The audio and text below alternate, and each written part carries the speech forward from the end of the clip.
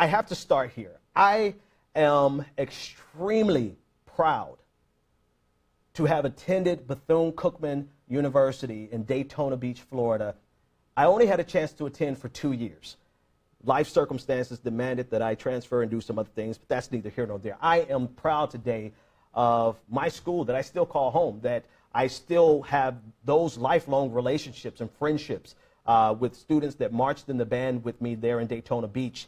And on today, I am even prouder by how the graduating class of 2017 stood up for what they believed in protest against the commencement speech being given by Betsy DeVos, the Secretary of Education.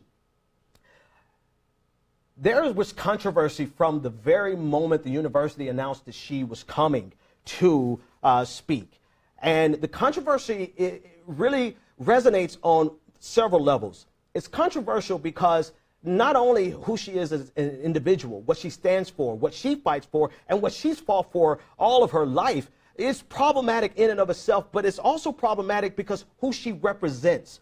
Who she represents is in many ways antithetical to the mission of Bethune-Cookman University. And so from the moment the president, Dr. Jackson, announced that Betsy DeVos was going to be the commencement speaker, there was a mass movement of former students, alumni, friends, family, and current students putting together a protest, putting together a petition to stop this.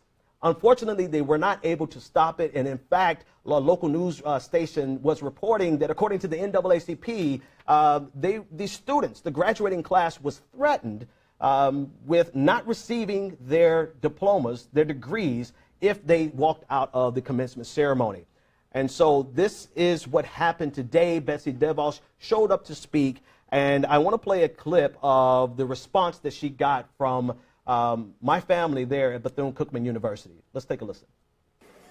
Dr. Jackson, Board of Trustees, thank you so very, very much for this great honor and privilege. I am honored to become a Wildcat. And so there's a lot more to it, and we will play more, but I wanted to stop there because when she said that she's honored to be a Wildcat, the university offered her an honorary degree, and so this is customary, but this is what started everything in motion. When she said, I'm proud to be a Wildcat, to everyone who protested, to everyone who opposed her, to everyone who opposed President Trump, this was a slap in the face. And so what happened immediately after, not only were there boos, not only was there dissent in the audience, but the graduating class themselves stood up and turned their backs to Betsy DeVos. And I want you to watch the video and see the energy of these students. Thank you so very, very much for this great Oh yeah! privilege. Oh yeah! Oh yeah! Do it again, man! Do it again! Do it again! Do it again! Do it again! Do it again! Do it again! That warms my heart. It warms my heart because not just because I went to Bethune-Cookman, not just because on policy after policy after policy I disagree vehemently with Betsy DeVos, but it warms my heart because these students were going to pay a price. And you'll see the clip momentarily, but the students were going to pay a price, but they felt like their voices had to be heard. And they were willing to pay that price for their voices to be heard. And because they could not get on stage, and challenge what Betsy DeVos was going to say, nor were they ever going to be given a platform to challenge her policies. Some of those policies which are going to directly affect their financial future, they were not given a platform to challenge her, and so they did the only thing they could do, which was stand up and turn their backs to a person that across the board, thousands of people across the country vehemently opposed this commencement speech. In one way, the other layer of this conversation that I feel is so substantive is with this conversation that the people who disagree with this act often bring to the table. What they bring to the table is the fact that, you know, people should be willing to sit and listen to people that they disagree with. And generally, I agree with that. But there comes a time when you no longer are required to force yourself to be exposed to conversations, commentary that are diametrically opposed to everything that you stand for.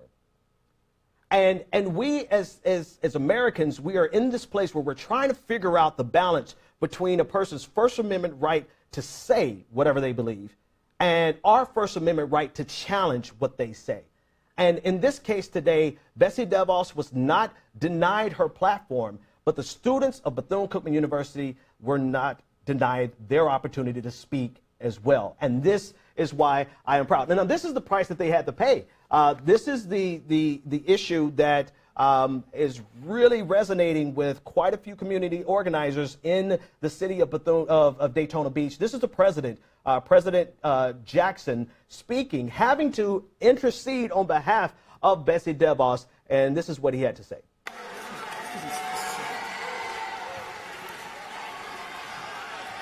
If this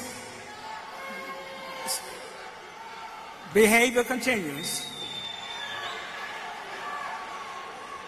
your degrees will be mailed to you. And this was the threat that was reported by the NAACP, and this is exactly what the president said on stage. Ironically, I think most people who have graduated understand that your degrees are mailed to you anyway. And so it was an idle threat, yet it shows you the division. It shows you the divide between the administration and the students who had the temerity to stand up and say that they will not sit idly by or quietly by and say nothing. And so they protested. And for that, I am so proud of the class, the graduating class of 2017 at Bethune-Cookman University. I'm proud to be a Wildcat. And I'm proud to have been at a school that has such a rich history and legacy. And one of the things that comes to mind for every single person who disagreed with this decision to bring Betsy DeVos was Betsy DeVos's comments with regards to HBCUs, historically black colleges and universities. She made the comment to say that HBCUs were pioneers of school choice. And in actuality, HBCUs were not pioneers. They did not come around to give people a choice. They came around because we had no choice. They came around because in the height of segregation, in the height of Jim Crow, black children were not able to get a higher education. And so HBCUs had to be formed, not to give us some philosophical choice between public and private, but so that we could get an education in the first place. And Dr. Mary McLeod Bethune was a pioneer in that regard, in that world. What she started in 1904 with a small group of girls and just a handful of money has reverberated throughout the decades and benefited people that we will never know, including myself. It was the education that I got at Bethune-Cookman College that placed me on a path, to do the things that I'm doing now. It was the groundwork. In fact, it was the enriching conversations. It was the challenging. It was being challenged by my professors. I didn't get that when I transferred to another school. I didn't get that challenging. I didn't get that robust care and concern for my future that I would have gotten if I had gone to any other school. I got it at Bethune-Cookman University. And for that, I am so proud of this group. And I want to just read for you a few comments from the last will and testament of Mary McLeod Bethune. And you will understand why we are so proud of that school today. She says in her last will and testament, she says, I ask myself if I have any other legacy to leave. Truly, my worldly possessions are few, yet my experiences have been rich. From them, I have distilled principles and policies which I firmly believe will represent my life's work. And she said, so I leave you love.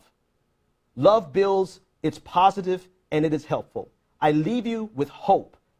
I leave you the challenge of developing confidence in one another. I leave you a thirst for education. I leave you respect. I leave you respect for the uses of power. I leave you, in her last will and testament, I leave you faith. I leave you racial dignity. And she said, I have risen from the cotton fields of South Carolina to found a college, administer it in its years of growth, become a public servant, and in government of our country, and a leader of women. I would not exchange my color for all the wealth in the world. For had I been born white, I might not have been able to do all that I have done or yet hope to do. And she said, I leave you a desire to live harmoniously with your fellow men. And as I listened to the students speak today, I thought of what Dr. Mary McLeod Bethune would think about them. And I paused and thought what she would think about the administration bringing Betsy DeVos to the school. I'm not sure what she would think about the president and the current administration, but I am confident of what she thinks about the students who stood up in protest. She said, I leave you finally a responsibility to our young people. The world around us really belongs to our youth, for youth will take us over into its future, into our future. Our children must never lose their zeal for building a better world. They must not be discouraged from aspiring towards greatness, for they are to be the leaders of tomorrow. Nor must they forget that the masses of our people are still underprivileged, ill-housed, impoverished, and victimized by discrimination. We have a powerful potential in our youth, and we must have the courage to change old ideas and practices so that we may direct their power towards good ends. I don't know what Dr. Mary McLeod Bethune would think about the administration, but I do know what she thinks about those young people. And if it was at all possible to be more proud than I am, she would be that. Thank you so much for joining us. We will see you next week. Have a good night.